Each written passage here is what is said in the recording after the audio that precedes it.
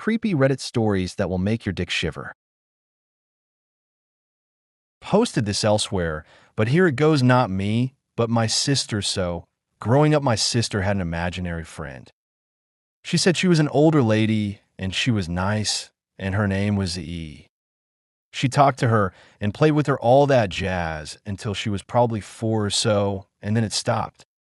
Fast forward to when my sister was about 10. My mom isn't home. She got a call to go to the nursing home for GPA, so she bolts with Pops. My sister and I shared a room at the time, and she was in there doing whatever, and I was on the other end of the house. All of a sudden, I hear the radio in our room click on, turn all the way up, turn all the way down, and go off. This happened like 3 times, so I go in there to be all like, WTF kid, knock it off, and she's sitting in our room, just white as a ghost. I go over to the radio to unplug it. No plug. No batteries. Only radio in the house. I look at her, and she goes, it was ZE. I saw her, it was ZE. So I call Mom, freaking out, and Mom is so upset. Apparently Grandpa had just passed away. Okay, weird, I drop incident, whatever. A few days later at the funeral, a relative comes up to us and gives us a pic she found. My sister goes, hey, it was a pictures of my grandparents when they got married. My grandmother died before I was even thought of, when my mom was 11. We live in the home my mom grew up in.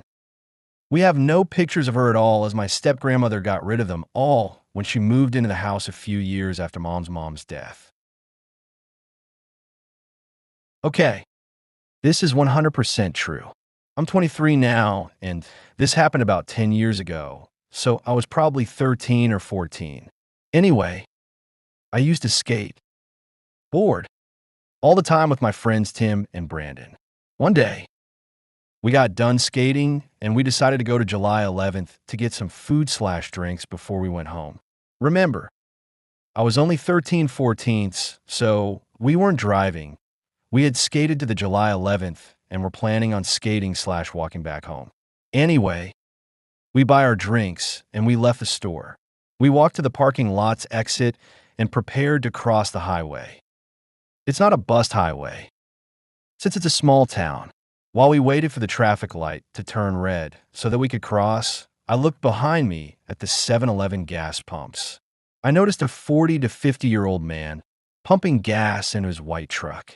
He stared at me, and before I knew it, he dropped the gas pump and jumped into his truck. He slammed on the gas and sped straight at my friends and I.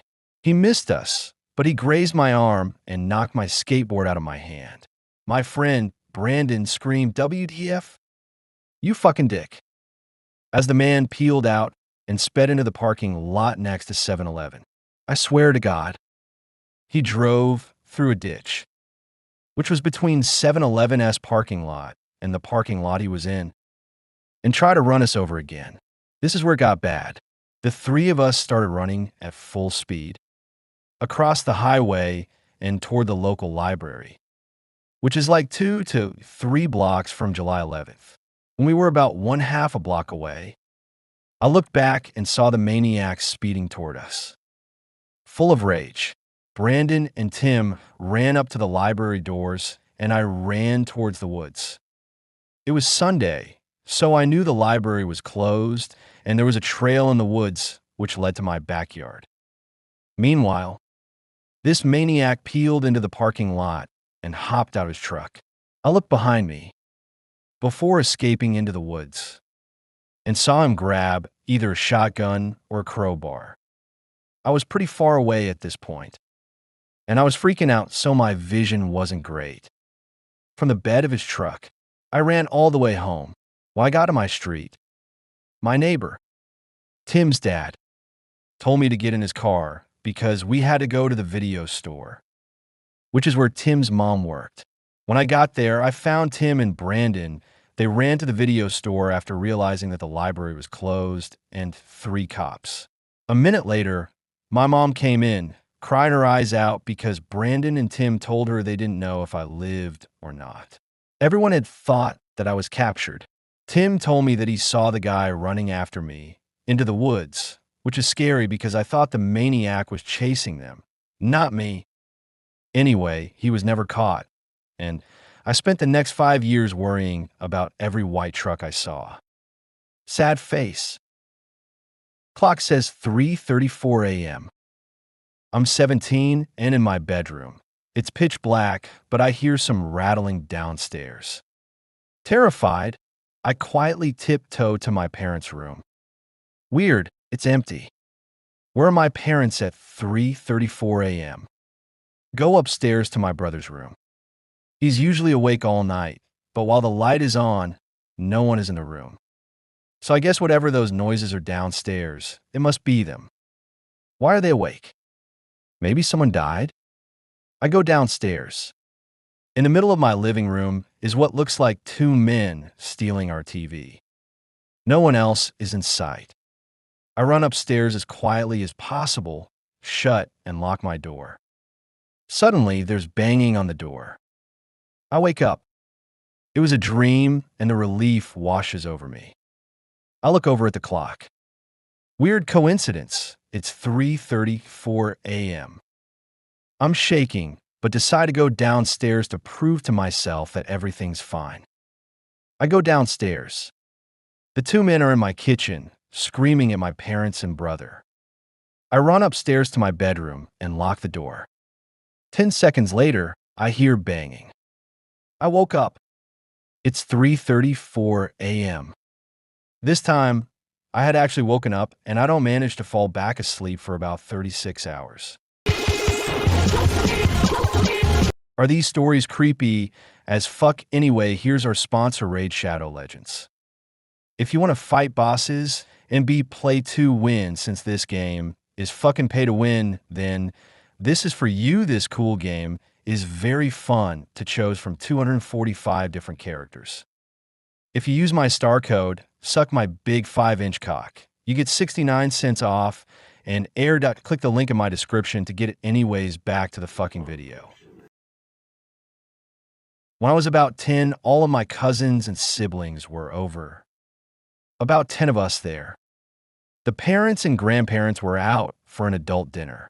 So it was just the kids sitting around watching a few movies when all of a sudden the house shook and there was a large flash coming from the backyard. It felt as if a bomb dropped. We all heard, felt, and saw it. And as a pack, we ran into the hallway. The eldest cousins in the group debated on calling the police, but opted to call the parents. After a few minutes, we gained our courage and ventured out into the living room again. This time with weapons, just in case.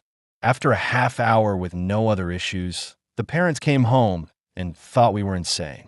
There was nothing wrong with the backyard, and no neighbors reported anything. It's been 10 years, and we still talk about it, try to figure out what it was. That has been the scariest thing to happen to me by far. When I was a child, I lived in an old Victorian house, and I would always hear laughing while I was trying to sleep. I was an only child with a single mother, and when I was about 5 to 6, I would wake up hearing laughter in the hallway in the middle of the night. After mentioning this to my mom, she swore it was probably just the TV being left on late. One night, I awoke hearing the laughter in my room. I went to sit up, but felt like there was someone holding my shoulders down, invisible hands gripping into my shoulders while I heard laughing. I screamed my little heart out. My mom ran into my room, flicking on the bedside lamp, convincing me it was just a dream, until I said, "But my shoulders hurt." She lifted up my t-shirt, and there were 2 adult-sized handprints on my shoulders. I honestly thought I had imagined it, and that it had never happened, but the other day, I mentioned it in passing to my mom, and she went blanket white and said, "I don't want to remember that."